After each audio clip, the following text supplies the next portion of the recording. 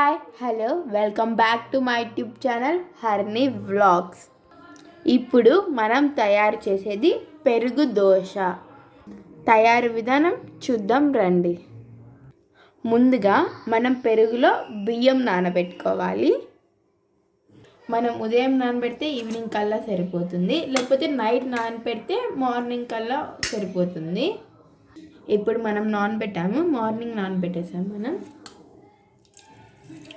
మనము అర్ధ లీటర్ పెరుగు పావు బియ్యం పెట్టి నానబెట్టుకున్నాం. కొన్ని మెంతులు వేసుకోవాలి. ఇప్పుడు ఇది మనం మిక్సీకి కట్టుకున్నాం. ఇందులో మనం వాటర్ వేసుకోకుండా కొట్టుకున్నాం. పెరుగు వేసాం కదా, అది సరిపోతుంది. మనకి రుచికి సరిపడినంత ఉప్పు. ఇందులో మనం చిటికెడు సోలా పొడి వేసుకోవాలి. దీంతో ఇప్పుడు మనం 2 రకాల దోశలు అయిపోతున్నాం.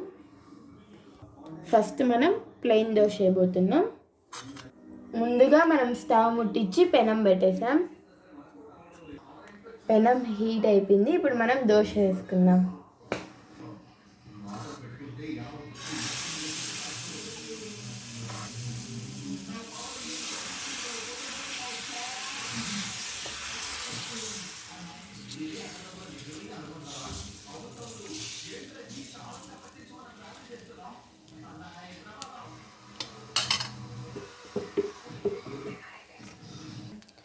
కొద్దిగా ఆయిల్ వేసుకుంటున్నాం. ఆయిల్ కానీ నెయ్యి కానీ ఏదైనా వేసుకోవచ్చు, అది మన ఇష్టం.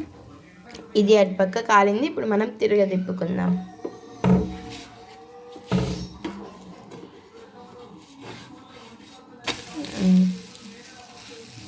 చూడండి ఫ్రెండ్స్, మామూలు దోశ ఉన్నట్టే ఉంది.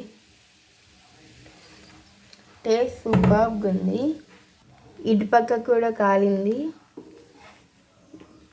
చూడండి ఫ్రెండ్స్, దోశ రెడీ అయిపోయింది. స్టార్టింగ్లో మేము 2 టైప్స్ ఆఫ్ దోశస్ అన్నాం కదా, ఈ సెకండ్ టైప్ దోశ. దీంట్లో వేస్తున్నాం చూడండి. ఫస్ట్ అయితే ఆనియన్ వేస్తున్నాం. 1 ఆనియన్ టోటల్ వేయాలి. 3 పచ్చిమిర్చి సన్నగా తరిగి పెట్టుకున్నాం.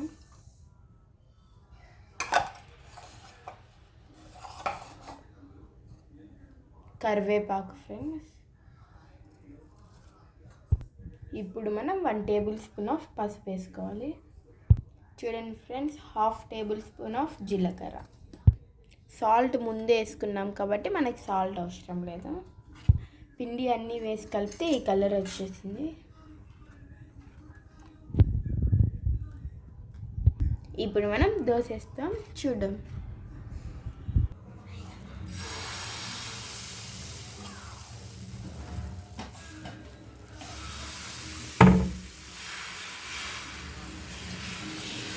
ఇది కొంచెం మందంగా వస్తుంది, ఎందుకంటే దీంట్లో మనం ఆనియన్స్ అవన్నీ వేసుకుంటాం కాబట్టి కొంచెం మందంగా వస్తుంది. ఇప్పుడు మనం ఆయిల్ వేసుకుంటున్నాం. ఇది అటు సైడ్ కాలింది. ఇప్పుడు తిప్పుకుందాం.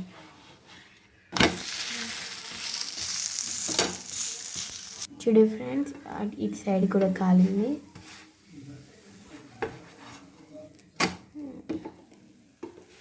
రెండు పక్కలు కాలింది. ఇప్పుడు దోశ రెడీ.